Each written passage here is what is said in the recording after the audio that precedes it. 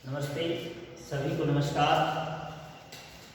आज हमारी नई इकाई 15 चलेगी, जिसमें वर्ग की परिधि एवं क्षेत्रफल। आज हम जो हमारा नई इकाई है, इकाई 15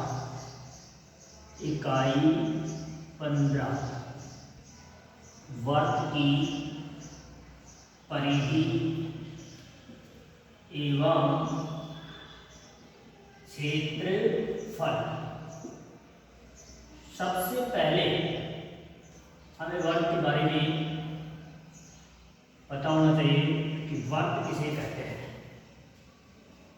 तो वृत्त एक नियत बिंदु से समान दूरी पर स्थित बिंदुओं का बिंदुपथ होता है। जैसे ये हमारी आकृति है, ये नियत बिंदु है। इस नियत बिंदु के चारों ओर स्थित ये जो बिंदुओं का बिंदुपथ होता है या समुच्चय होता है, उसे हम क्या कहते हैं? वृत्त कहते हैं। तो सबसे पहले जो परिभाषा हमारी है, वृत्त किसे कहते हैं? तो एक नियत बिंदु से समान दूरी पर स्थित बिंदुओं का समुच्चय, बिंदुओं का बिंदुपथ वृत्त कहलाता है। तो ये वृत्त हो गया। और जो ये नियत बिंदु होता है, इस नियत बिंदु को वृत्त का क्या कहते हैं? केंद्र। नियत बिंदु को क्या कहते हैं? वृत्त का केंद्र। ये नियत बिंदु है। इसके अलावा इसमें आती है त्रिज्या। त्रिज्या किसे कहते हैं? तो त्रिज्या हमारे पास क्या होती है? नियत बिंदु से वृत्त के बीच की ये जो दूरी होती है, इस दूरी को हम क्या कहते हैं? त्रिज्या। क्या कहते हैं? त्रिज्या। और जब किसी वृत्त के चारों ओर एक पूरा चक्कर लगा दिया जाए, तो इस पूरे चक्कर में लगाने में तय की गई दूरी को हम क्या कहते हैं? वृत्त की परिधि। क्या कहते हैं? वृत्त की परिधि। परिधि क्या होती है? किसी वृत्त के चारों ओर एक चक्कर लगाने में तय की गई दूरी को परिधि कहते हैं। अब इसके बाद हमारे पास आता है व्यास। व्यास क्या होता है? व्यास किसे कहते हैं? तो व्यास एक वृत्त की सबसे बड़ी जीवा है। सबसे पहले एक जीवा की परिभाषा देख लो। जीवा के बाद में व्यास के बारे में आपको पता चल जाएगा। जीवा वृत्त पर स्थित दो बिंदुओं को, वृत्त पर स्थित दो बिंदुओं को मिलाने वाला जो रेखाखंड होता है, उसे वृत्त की जीवा कहते हैं। वृत्त की परिधि पर कहीं पर भी हम कोई दो बिंदु ले लें। जैसे ये वृत्त है और इस वृत्त की परिधि पर मैंने एक बिंदु यहाँ ले लिया, एक बिंदु यहाँ ले लिया, और इन दोनों बिंदुओं को यदि हम मिला दें तो क्या बन जाती है? वृत्त की जीवा। क्या हो जाती है? ये वृत्त की जीवा। अब जीवा के बाद में हमारा आता है व्यास। व्यास जिसको हम किससे दर्शाते हैं? डी से। व्यास क्या होता है? परिधि पर स्थित दो बिंदुओं को मिलाने वाला रेखाखंड जो वृत्त के केंद्र से होकर निकलता है। कहां से होकर निकलता है? केंद्र से होकर। उसे क्या कहते हैं? वृत्त का व्यास। तो व्यास किसे कहते हैं? परिधि पर स्थित दो बिंदुओं को मिलाने वाला रेखाखंड जो वृत्त के केंद्र से होकर जाता है, उसे क्या कहते हैं? वृत्त का व्यास। व्यास को डी से दर्शाते हैं, और वृत्त की जो त्रिज्या होती है उसको कहते हैं आर। तो 2r बराबर क्या होता है? डी। इसका मतलब है कि त्रिज्या का दुगना त्रिज्या का दुगना क्या होता है? त्रिज्या का दुगना होता है हमारा व्यास। त्रिज्या का दुगना क्या होता है? व्यास। यानी कि यदि हम त्रिज्या का दुगना कर दे तो हमारे पास क्या आएगा? व्यास। व्यास त्रिज्या का दुगना होता है। इसके बाद त्रिज्या खंड। त्रिज्या खंड क्या होता है? वृत्त होता है, वृत्त के अंदर केंद्र होता है, जो नियत बिंदु होता है, केंद्र से और दो त्रिज्याएं और एक वृत्त का जो चाप होता है, ये मिलकर के क्या बनाते हैं? त्रिज्या खंड। त्रिज्या खंड, इसे हम क्या कहेंगे? त्रिज्या खंड। त्रिज्या खंड कितने प्रकार के होते हैं? दो प्रकार के, लघु त्रिज्या खंड और दीर्घ त्रिज्या खंड। लघु का मतलब छोटा और दीर्घ का मतलब बड़ा। छोटे भाग को लघु त्रिज्या खंड और बड़े भाग को दीर्घ त्रिज्या खंड कहते हैं। इसी प्रकार से हमारा जीवा होती है। जीवा वृत्त को कितने भागों में बांटती है? जीवा वृत्त को दो भागों में बांटती है। जीवा है, जीवा वृत्त को कितने भागों में बांट रही है? दो भागों में।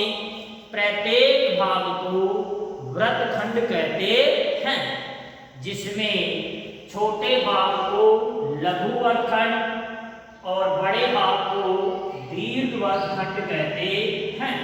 ये हमारा आ गया दीर्घ वृत्त खंड और ये आ गया हमारा लघु वृत्त खंड। दीर्घ वृत्त खंड और लघु वृत्त खंड। तो वृत्त खंड कितने हो गए? दो। वृत्त खंड किसे कहते हैं? जीवा वृत्त को दो भागों में बांटती है। प्रत्येक भाग को वृत्त खंड कहते हैं, जिसमें बड़े भाग को दीर्घ वृत्त खंड और छोटे भाग को लघु वृत्त खंड कहते हैं। इसके बाद हमारे पास आता है अर्धवृत्त। अर्धवृत्त क्या होता है? अर्धवृत्त कैसे बनता है? अर्ध का मतलब आधा वृत्त। तो वृत्त का जो व्यास होता है, वृत्त का व्यास वृत्त को दो भागों में बांटता है। प्रत्येक भाग अर्धवृत्त कहलाता है। वृत्त का व्यास वृत्त को कितने भागों में बांटता है? दो भागों में। प्रत्येक भाग अर्धवृत्त कहलाता है। क्या कहलाता है? अर्धवृत्त। तो अर्धवृत्त हो गया हमारे पास। अर्धवृत्त किससे बनता है? व्यास बनाता है। व्यास वृत्त को दो समान भागों में बांटता है। प्रत्येक भाग को अर्धवृत्त कहते हैं। तो यहाँ पर मैंने जो वृत्त के बारे में बताया, सबसे पहले वृत्त किसे कहते हैं? तो वृत्त एक नियत बिंदु से एक निश्चित बिंदु के चारों ओर समान दूरी पर स्थित जो बिंदुओं का बिंदुवत होता है, समुच्चय होता है, उसे क्या कहते हैं? वृत्त कहते हैं। वृत्त में जो नियत बिंदु होता है उसे वृत्त का केंद्र कहते हैं। नियत बिंदु से परिधि के बीच की दूरी को क्या कहते हैं? त्रिज्या कहते हैं।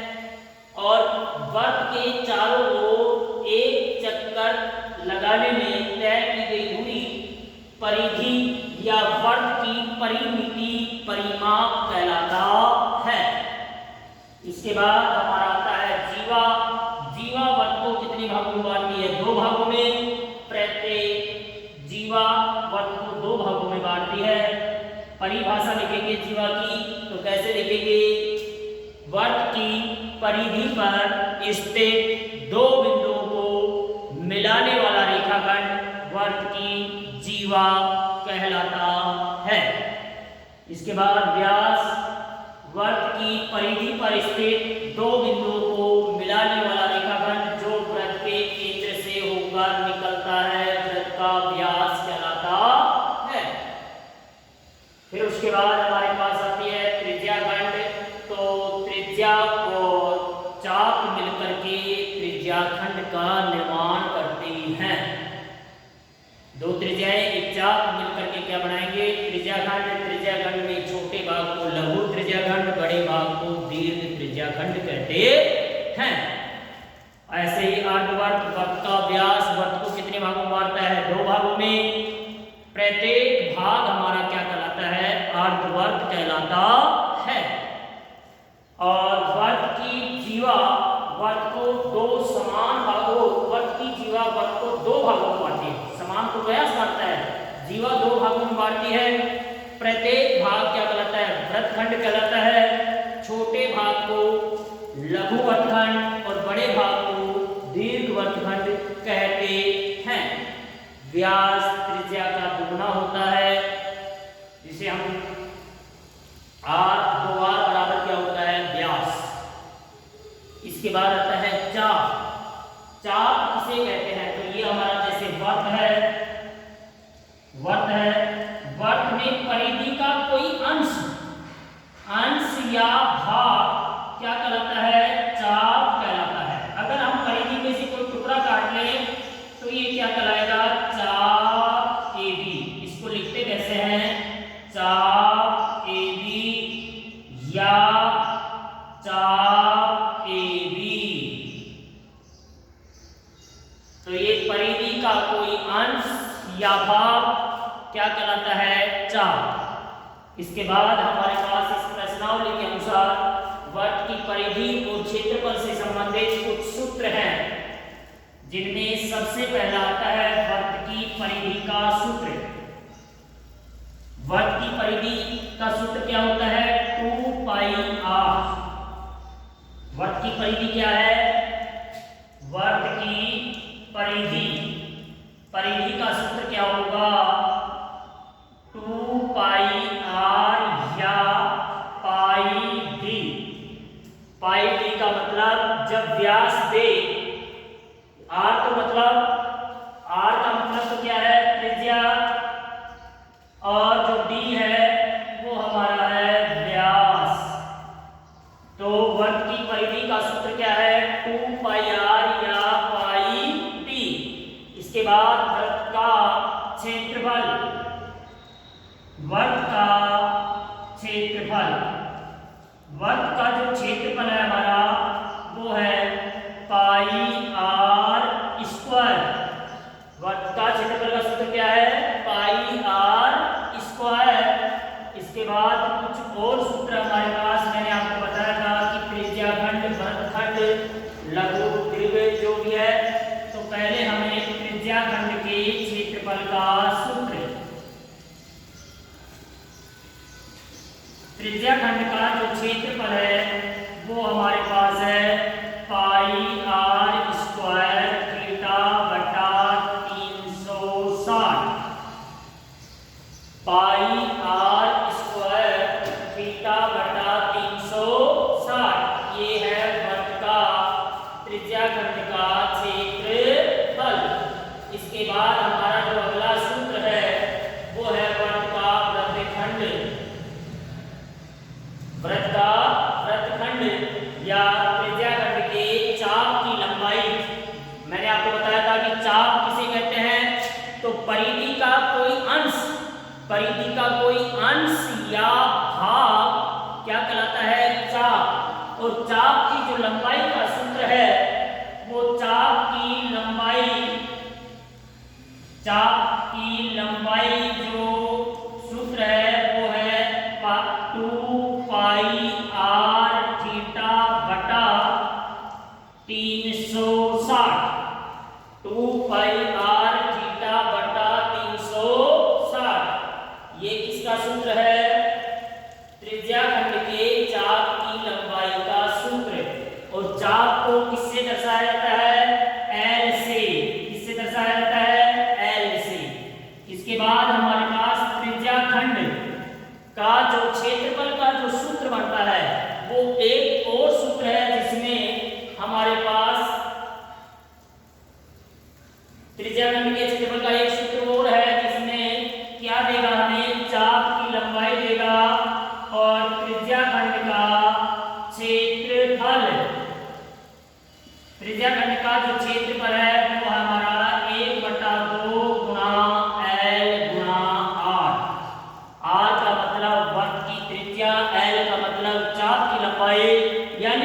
हमारे पास चाप की लंबाई दे दे और वर्त की त्रिज्या दे दे तो सूत्र क्या होगा, 1/2 गुना L गुना R। तो वर्त के चाप की लंबाई का सूत्र क्या है, चाप की लंबाई का 2πr थीटा बटा 360, और जब चाप की लंबाई दे तो हमारे पास त्रिज्या खंड का क्षेत्रफल का सूत्र आता है 1/2 गुना L गुना R। अब वृत्तखंड का क्षेत्रफल, वृत्तखंड का क्षेत्रफल, वृत्तखंड आपको मैंने बताया था कि वृत्त की जीवा वृत्त को 2 भागों में बांटती है, प्रत्येक भाग क्या कहलाता है, वृत्तखंड कहलाता है। अब वृत्तखंड के क्षेत्रफल का सूत्र हमारे पास होता है पाई आर स्क्वायर थीटा बटा 360 minus 1/2 are square sine theta. Pi are square theta बटा 360 minus 1/2 are square sine theta. ये आपने साइन वगैरह, साइन कोसेक कोसेक इसके बारे में आपने कक्षा में पढ़ा है। तो 1/2 pi are square theta, pi are square theta minus 1/2 are square sine theta. अब दीर्घ वृत्तखंड का क्षेत्रफल, अगर हमारे पास वृत्तखंड के क्षेत्रफल दे रखा है कि दीर्घ का पूछ रहा है, वर्त लघु का दे रखा है या लघु का पूछ रहा है तो हम ये लगाएंगे सूत्र, और अगर दीर्घ का पूछ रहा है तो सीधी सी बात है कि संपूर्ण वृत्त के क्षेत्रफल में से यदि हम लघु वृत्तखंड के क्षेत्रफल को घटा दे तो हमारे पास किसका क्षेत्रफल आ जाएगा, दीर्घ वृत्तखंड का क्षेत्रफल ज्ञात होगा। अब इसके बाद अगला जो सूत्र है वो है हमारा सकेंद्रीय वृत्त। सकेंद्रीय वृत्त किसे कहते हैं, सकेंद्रीय वृत्त क्या होते हैं, ये देखो सकेंद्रीय वृत्त, सकेंद्रीय वृत्त, सकेंद्रीय वृत्त के सकेंद्रीय वृत्त का क्षेत्रफल का सूत्र, सबसे पहले तो आप सकेंद्रीय वृत्त को समझो कि क्या होता है। एक ही केंद्र पर स्थित 2 या 2 से अधिक वृत्त जिनका केंद्र क्या हो, एक ही हो, समान हो, तो उसे हम कहते हैं सकेंद्रीय वृत्त। 2 या 2 से अधिक वृत्त जिनका केंद्र समान हो, एक ही हो, तो उसे सकेंद्रीय वृत्त कहते हैं। सकेंद्रीय वृत्तों द्वारा परिबद्ध भाग का क्षेत्रफल। अब सकेंद्रीय वृत्तों द्वारा